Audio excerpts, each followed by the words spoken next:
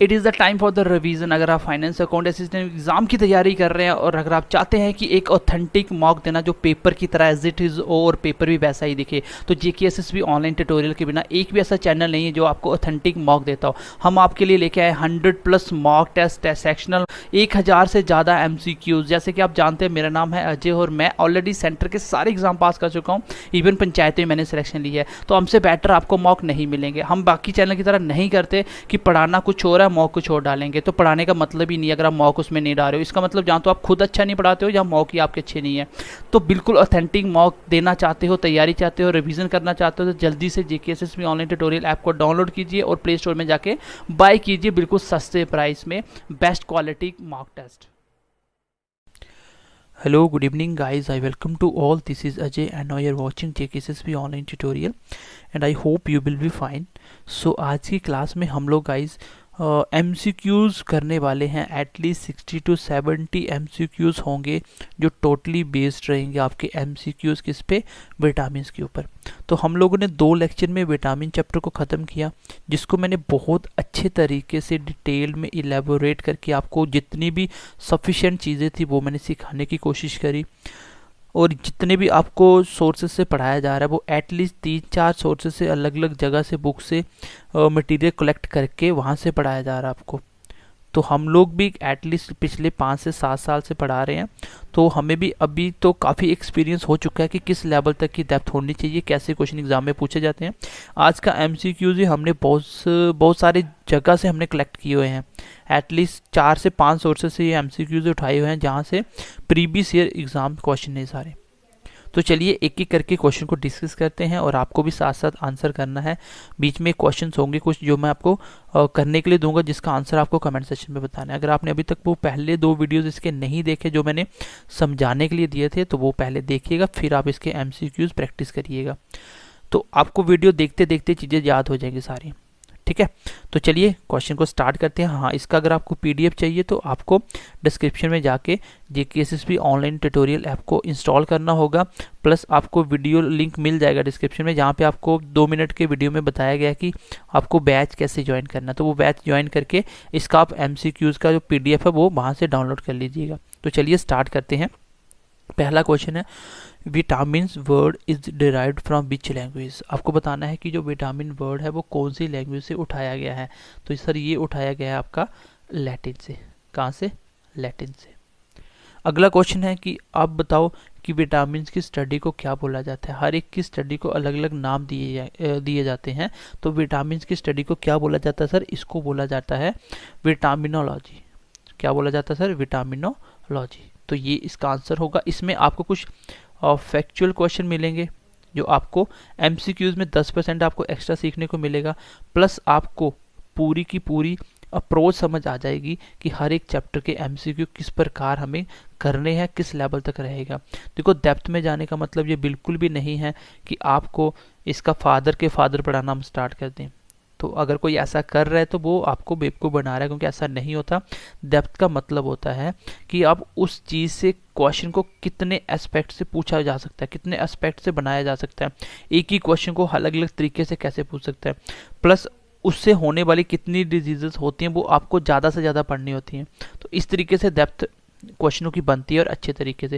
लेकिन आपको मैंने जितना लेवल का पढ़ा दिया ये आपका मोर देन सफिशिएंट होगा, ये मेरी गारंटी है। इससे बाहर से क्वेश्चन नहीं आएगा अगर विटामिन से क्वेश्चन पूछा गया तो। एक क्वेश्चन तो आप एक्सपेक्ट कर सकते हो। चलो क्वेश्चन नंबर नेक्स्ट देखिए, what is called as study of vitamin. तो ये मैंने अभी ऊपर करवाई दिया, इसको छोड़ो। Name the vitamin which help in clotting of blood. तो ब्लड को क्लॉट करने के लिए कौन सा विटामिन हेल्पफुल होता है। तो मैंने आपको पूरा क्लॉटिंग भी समझाया था क्लास में। मैंने ये भी बताया था कि क्लॉट होने या ना होने से क्या इफेक्ट पड़ता है। तो उसका आंसर है सर विटामिन के। तो भाई ये भी मैंने आपको बहुत अच्छे से करवाया था। अगला क्वेश्चन देखिए, और which vitamin can be self synthesized in our body. तो अपने आप बनने वाला विटामिन कौन सा होता है हमारी बॉडी में। तो मैंने बताया था एक लाइट से मिलता है विटामिन डी, और दूसरा हमारी बॉडी खुद बनाती है। तो वो कौन सा सर? Vitamin D. इसको आप छोड़ दीजिए, आगे वाला ये है विटामिन डी। इसका विटामिन डी इसका आंसर होगा। अगला क्वेश्चन देखिए सर, क्वेश्चन नंबर नेक्स्ट देखिए, ब्यूटी विटामिन किसको बोला जाता है, मैंने बहुत डिटेल में समझाया था और मैंने बोला था इसका नाम कैसे याद करोगे। ब्यूटी विटामिन के इतने सारे फायदे हैं कि आप उसको गिन भी नहीं सकते, और ये एंटीऑक्सीडेंट का काम भी करता है। तो मैंने बताया था इतने फायदे हैं, आप इसको टोकरी में लेके फेरे लगाओगे तो टोकोफेरोल इसका केमिकल नेम भी होगा। तो आंसर था सर विटामिन ई। आगे चलते हैं सर।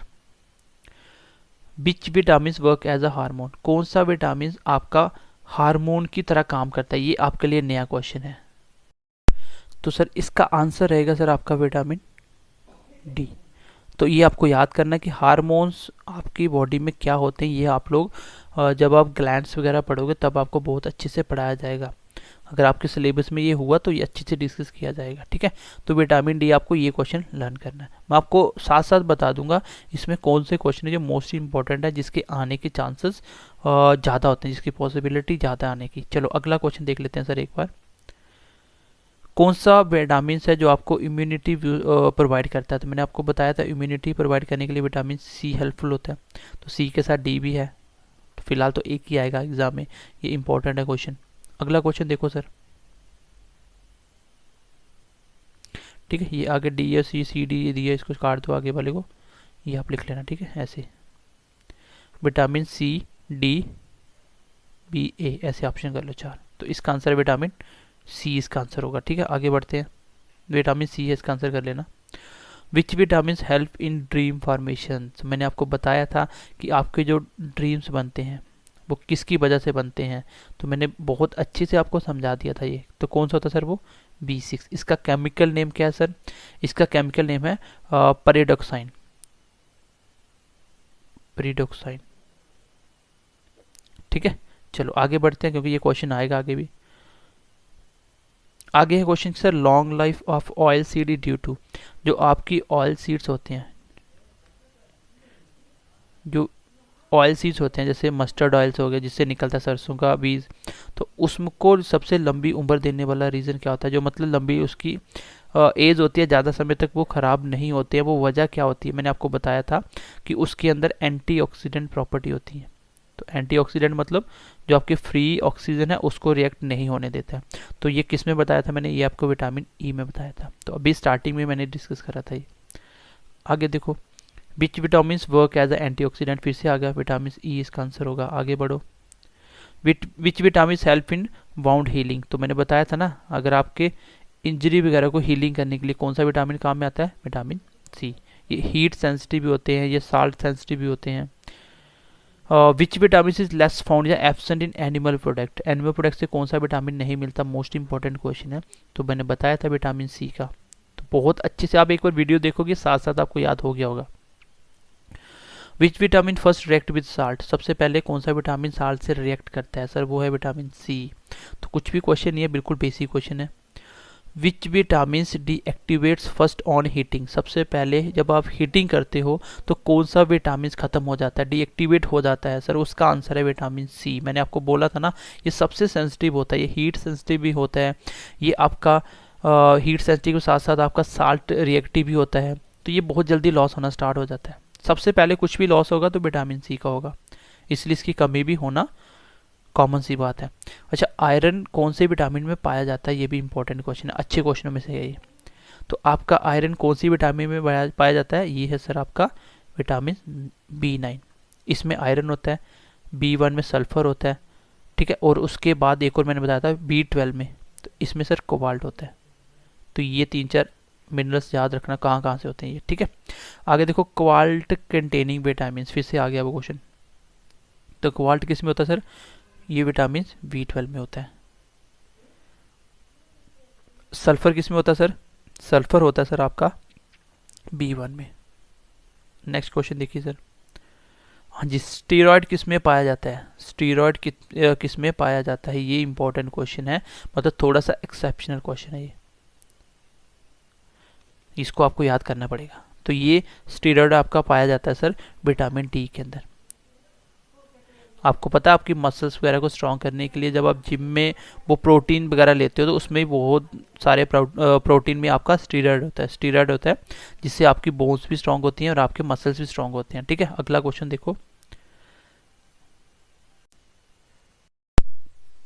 चलो सर नेक्स्ट क्वेश्चन देखिए सर। आगे देखते हैं। ये हो गया सनशाइन विटामिन, किसको बोला जाता है? विटामिन डी को। आपको बताना है कि हमारी ह्यूमन कौन से विटामिन का फॉर्मेशन करती है। जो हमारी ह्यूमन बॉडी होती है वो कौन से स्किन से कौन सा विटामिन बनता है? सर वो बनता है विटामिन डी। बताया था सनलाइट जब आती है उसमें जो यूवी रेज होती है उसको ऑब्जॉर्व करके हमारी स्किन विटामिन डी बनाती है। आगे आपको बताना है कि आईज में पिगमेंट्स किसकी वजह से होते हैं। तो मैंने आपको एक बात बताई थी, इसका आंसर मुझे आपको कमेंट सेक्शन में देना। आपकी कॉमन सेंस चेक करते हैं, जिस भी बच्चे ने 2 लेक्चर पढ़े हैं। तो मैंने बताया था आईज के रिलेटेड कुछ भी होगा तो कौन सा विटामिन होगा, तो इसका भी आंसर आप मुझे बताओगे कि क्या होगा। आगे क्वेश्चन देखते हैं। देखो, आपको अगर सेशन अच्छा लगे तो अपने दोस्तों के साथ ज़्यादा से ज़्यादा शेयर करें, बस यही आपसे हम एक छोटी सी रिक्वेस्ट करते हैं। प्लस अगर आपको वीडियो अच्छा लगे तो लाइक करना है, नहीं करना वो आपके हक में है। अगर आप अच्छा नहीं लगे तो डिसलाइक कर दो, अच्छा लगे तो लाइक कर दो, लेकिन एक काम कर दो, ठीक है। चलो आगे क्वेश्चन देखो। एंटी कैंसर विटामिन किसको बोला जाता है? सर वो किसको बोला जाता है? विटामिन ए को बोला जाता है। आगे देखो, एंटी इन्फेक्शन विटामिन किसको बोला जाता है? ये दोनों के दोनों क्वेश्चन आपको याद रखने इंपॉर्टेंट है। इन्फेक्शन से लड़ने के लिए हमारी बॉडी में कौन सा विटामिन काम में आता है? वो है sir vitamin A.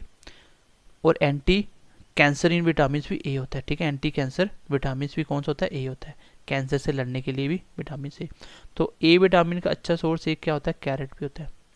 Richest source इसको भी बोला जाता है। कैरेट में भी अच्छी खासी विटामिन ए होती है। विटामिन डी का रिचेस्ट सोर्स क्या है सर? विटामिन ई है सर, सनलाइट। आगे बढ़ते हैं सर, नेक्स्ट क्वेश्चन देखते हैं। तो नेक्स्ट क्वेश्चन देखो सर, आपको बताना है कि विटामिन ए का केमिकल नेम क्या है। One of the toughest question. तो आंसर आपको पता चल ही गया होगा कि विटामिन ए की कमी से आपकी आईज में प्रॉब्लम आना स्टार्ट होती है और आईज की इमेज बनती है रेटिना के ऊपर। रेटिना से रेटिनोल मैंने आपको याद करवाया था। आगे आपको बताना है सर, एनीमिया डिजीजेस किसकी वजह से होती है? सर एनीमिया क्या होता है? जब आप में खून की कमी हो जाती है। एक बात तो मेरी दिमाग में बिठा लेना कि खून की कमी होने से आप खून ब्लड अगर आप ब्लड चढ़ाते हो तो उससे आपकी खून की कमी पूरी नहीं होगी, क्योंकि आपकी अंदर से बॉडी इतना फॉर्मेशन नहीं कर पाती कि वो आपकी बॉडी में ब्लड पूरा कर पाए। तो ब्लड चढ़ाने से कुछ नहीं होगा। अगर आपको ऑपरेट करवाना हो कोई तब ब्लड की ज़रूरत पड़ती है, क्योंकि वहाँ पे ब्लड लॉस होता है। ऐसे ब्लड की कमी पूरी करने के लिए आपको अपनी बॉडी को हेल्दी करना पड़ेगा। तो एनीमिया की कमी किसकी वजह से होती है सर? विटामिन B12 की। तो ये इंपॉर्टेंट क्वेश्चन है सर, इंपॉर्टेंट क्वेश्चन बोल सकते हो।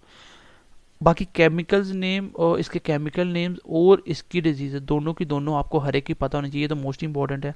प्लस जो एक्स्ट्रा क्वेश्चन आ रहे हैं ये भी आपको साथ साथ ध्यान में रखने हैं।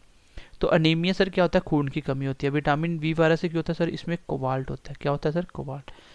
विटामिन बी 12 की वजह से आपकी बॉडी में आयरन का अब्जॉर्प्शन होता है। आयरन जब आता है तो वो उसको अब्जॉर्ब करता है, स्टोर करके रख लेता है, जिसकी वजह से आपका आयरन से ही आपका आरबीसी वगैरह हेमोग्लोबिन बनता है, इससे आरबीसी वगैरह ब्लड का बनना स्टार्ट होता है।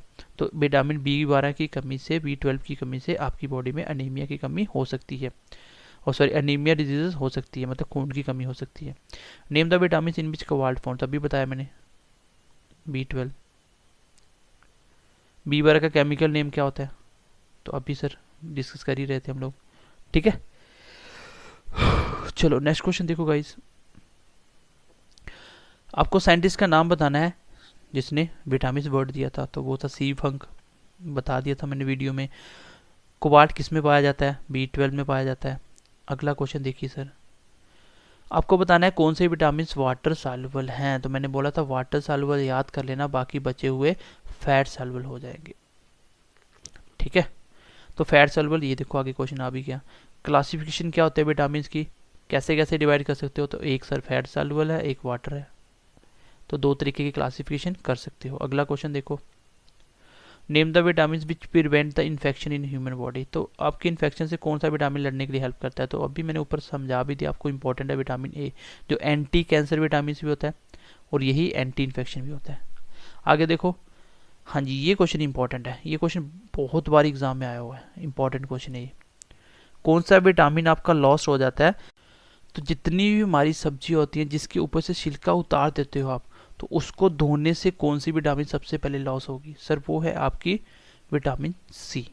तो ये बहुत इंपॉर्टेंट है, मैंने पहले ही बताया था कि विटामिन सी आपका सबसे पहले लॉस्ट होता है। अगला क्वेश्चन देखो sir, name the diseases which is caused by deficiency of vitamin B. तो विटामिन बी की कमी से, देखो B1 को वो सिंपली बी भी बोल सकते हैं। अगर आपको पूछे what is the chemical name of vitamin B, तो आंसर तो भी थायामाइन आएगा, ठीक है, जिसके अंदर सल्फर होता है, मैंने बताया था आपको, ठीक है। इससे कमी होने से एक बीमारी होती है, वो भी मैंने आपको बता दी थी, बेरी बेरी। तो ये इसका आंसर हो जाएगा। अगला क्वेश्चन देखो, आपको केमिकल नेम बताना है B2 का। तो B2 का केमिकल नेम क्या है सर? तो मैंने आपको बताया था राइबोफ्लेविन। और इससे मैंने बताया था, इससे जो आपको डिजीज होती है वो कौन सी होती है? हाँ, इसको एक और मैंने नाम से ही बताया था आपको, इसको येलो विटामिन भी बोला जाता है। क्यों बोला जाता है मैंने डिटेल में समझाया था काफ़ी डेप्थ में जाके। तो इससे बीमारी क्या होती है सर? आपके लिप्स के नीचे क्रैक आ जाते हैं, लिप्स के नीचे क्रैक्स आना स्टार्ट हो जाते हैं, तो वो इसकी कमी से होते हैं सर। इसका नाम है राइबोफ्लेविन। अगला पूछा गया कि रिकेट डिजीज किसकी वजह से होता है? तो ये सर चाइल्ड एज में होती हैं, बच्चों में, जिसमें बच्चों की बोन्स वीक हो जाती हैं, जिसको रिकेट्स बोला जाता है। और रिकेट डिजीज होने का वजह क्या है सर? Vitamin D. हड्डियाँ कमज़ोर होंगी तो विटामिन डी की कमी होगी। आगे क्या बोला है सर? क्रैक्स स्किन में जो corner of the mouth is due to the deficiency. तो वही है जो लिप्स के पास माउथ में क्रैक्स आते हैं, किसकी वजह से आते हैं सर? B2 की वजह से, राइबोफ्लेविन। अभी आपको बताया ऊपर मैंने।